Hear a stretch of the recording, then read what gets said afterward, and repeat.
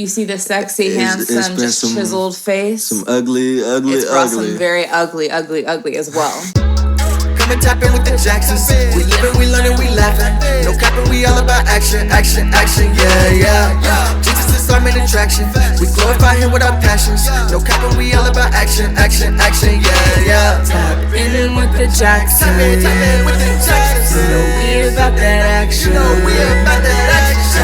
in with the Jacksons. Tap in with the Jacksons. You know we about that action. Hey, yo. Welcome back to the Jackson Show. Welcome back to the Jackson Show. Here we go. Jackson's in action. Yo, hey, yeah, that's all the song y'all getting today. Welcome back to the... You say it. Jackson's in action. Hey, where we are... Living, learning, and laughing. Welcome back. All right, this episode, we getting into the nitty gritty. All right, we getting into the nitty gritty. That real stuff. Yes, because real life happens. So we had a vlog that was very successful about why we haven't had kids yet. It's crazy, and I told my wife in the middle of that happening, watch this be the most successful vlog we've did so far, or this year at least, and it was. But making that vlog, we went through a lot of conflict. So that leads us to our topic today, which is what, baby? We are talking about the 5 ways we handle conflict in our marriage. Woo. I definitely looked down. Let me know. It's all good. We got a list. So if you see us looking down, we're looking at this list because we want to get through it. You know, we want to get through the points, but we don't also want to drag it along, all right? Because we try to keep our videos less than 15 minutes. Because he's tired and because we have a really long week. No, it's the truth. That's what it is. And still, I don't like watching long YouTube videos, really. Here we go. The 5 ways that we handle conflict in our marriage. Number 1 is choosing your battles. Choose your battles.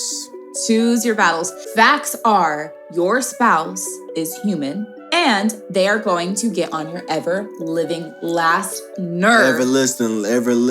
Listing? Everlasting. Ever-living, everlasting. Ever-living, lasting, last nerve. That's facts, okay? You may have heard stories of like wives get super annoyed with their husbands when they leave their underwear on the floor right next to the laundry basket. Now, I can totally see how that's annoying.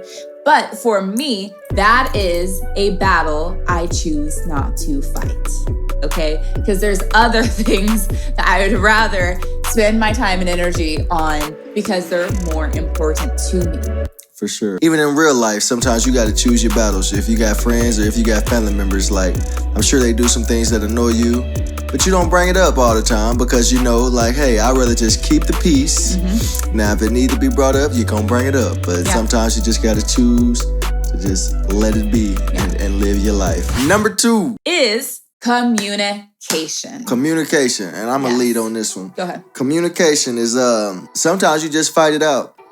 Honestly, sometimes it get ugly. It get real ugly. You get real mean. Sometimes you say some things that you regret. Sometimes you say some things that you got to come back and apologize for.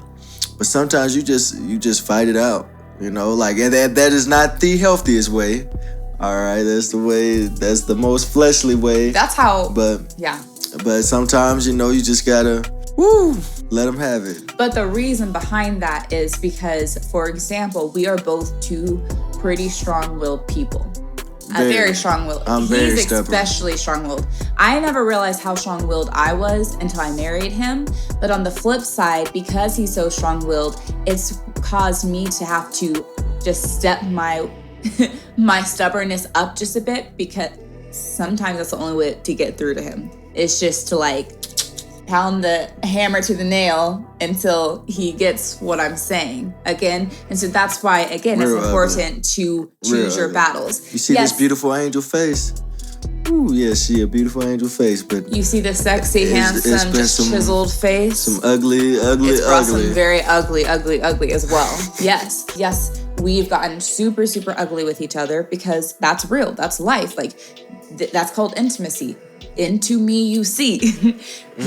We've seen the deepest, ugliest, darkest parts of each other, but at the same time, because we're so close to each other and we're so intimate with each other, emotionally, physically, spiritually, all the things, like we also have access to certain triggers that nobody else has access to. And so it becomes like a mirror. Marriage is literally like a mirror. And so it like brings out different aspects that are in your heart that you have no way of knowing are there. And it's one of God's ways of convicting you and saying, hey, you need to deal with that.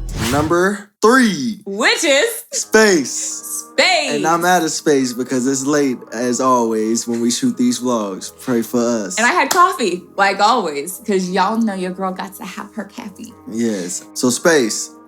Sometimes you just need space. And this is one that I'm learning a lot. Like we just talked about, communication. I'd rather just fight it out, get it done there in the moment. We're going to either choose, so this is a big deal we're going to fight about, or we're going to choose to let this breeze by.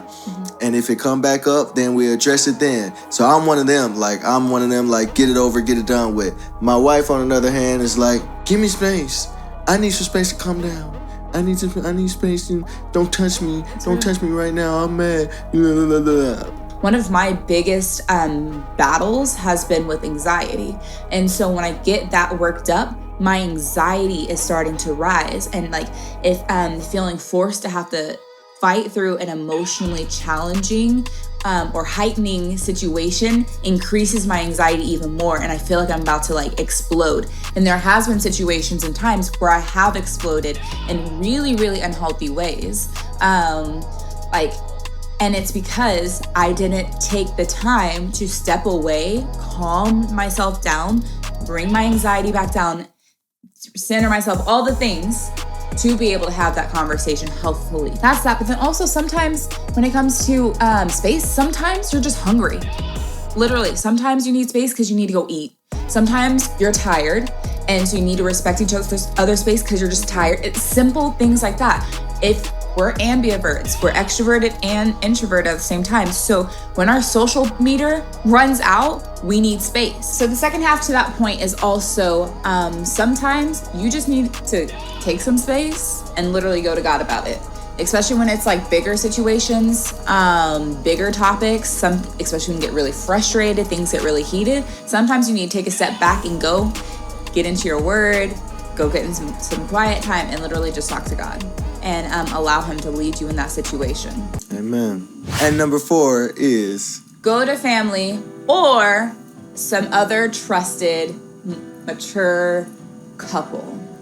Nah, facts. And this one is, this is very important. We went through some ugly situations. Like, we done been married for 3 years, but it's something about that year 3 that we was tested, where we was tossing around the D word, talking about divorce and all of this, and if we didn't go to our parents and other couples, Lord knows we wouldn't have made it. So like sometimes like you gotta know, like, and this is just for people that's not even married, it's for people dating, whether you single, like in general, like this basically is community. Like you need community. If you don't got nobody that can go and check you, they're gonna tell you about yourself and tell you what you need to know and help walk you through it for real. And on that note, last thing really quick is we said go to family, but the fact is sometimes in real life you can't always go to family. Like what we mean is go to have community or have a couple in your life,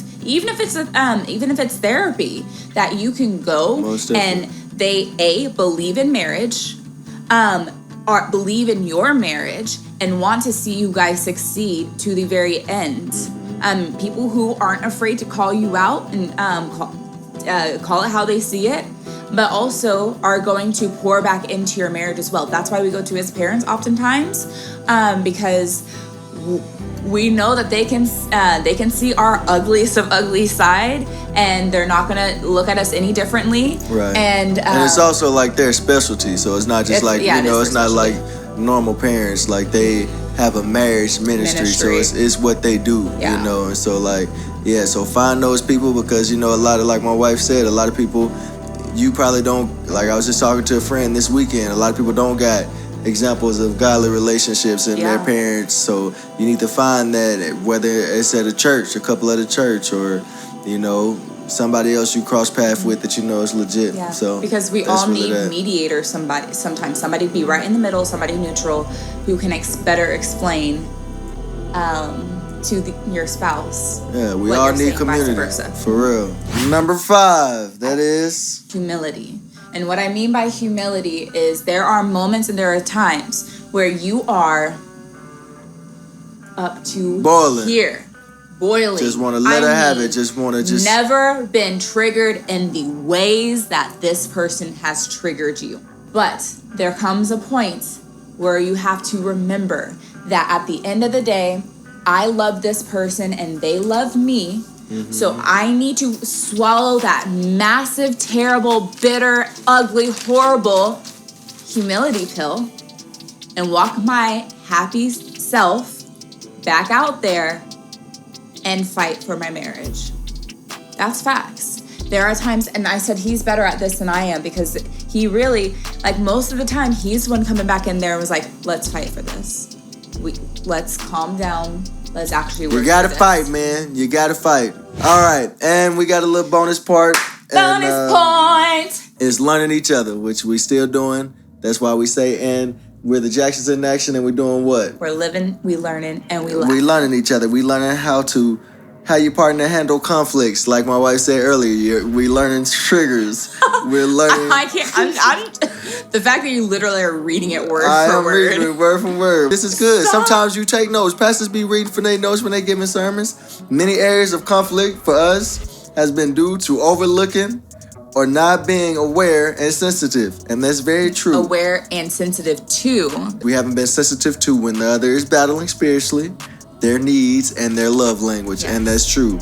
You gotta learn the love languages. You gotta learn what your spouse needs. And what we have found and what we are continuing to find in our marriage is that, is my spouse battling spiritually, emotionally, mentally, which is all kind of tied back into spiritually, but you know what I'm saying. Are they battling? Are they stressed out? Do they battle with mental health? Mm-hmm. That can cause them to act out in their marriage because you're the closest person to them. But similarly, when our needs aren't being met, that causes us to act out as well. So you gotta learn your spouse and continue learning. It's a day-to-day base. You ain't gonna ever fully learn. Like you're gonna keep learning because you keep growing. Yeah, we're constantly growing and maturing and changing all throughout life. Most definitely. So yeah, that's how we handle conflict. To this current point, we are still only learning. Yeah, guys, we're only 3 years into this, and we want to just short and give y'all 5. I mean, there's other ways, or 6 really, but yeah, there's other ways. But we wanted it to be really transparent. This is how we deal with conflict. We're not perfect by any means. There's a lot of areas we could grow in and are still growing in, and we're still learning. Like that last point. And we're still learning, exactly. So we appreciate y'all for watching. Really hope y'all took away something from this. Yes, really quick. If there was something you did take away from it, if you learned something of like, ooh, maybe I should try implementing that, or ooh, maybe I should definitely not do that, drop it down into the comments for us. Let us know, what is one of your biggest takeaways? As always, we need y'all to do what? You guys already know. Why she gotta sing this every time? Because they look forward to it, duh. All right, like, comment, subscribe, and share. Hit the notification button. It's a lot. And the notification button, and then share with your friends and family. And don't forget to drop down in the comments what one of your biggest takeaways from this episode. Most definitely. Thank y'all for watching. We love y'all. Hey, really quick question, just a request. For like 3 seconds, can you like come to life for the people? Like really, really come to life, like how you are on your shows? Just for 3 seconds. I'll count it out. Okay? No. Yes. Here we go. I'm going to say ABC and I'm going to count 1, 1,000, 2, 1,000, 3. No. Yes. ABC. We'll see y'all next time. Oh. Peace. Hey, you got to smile at the film.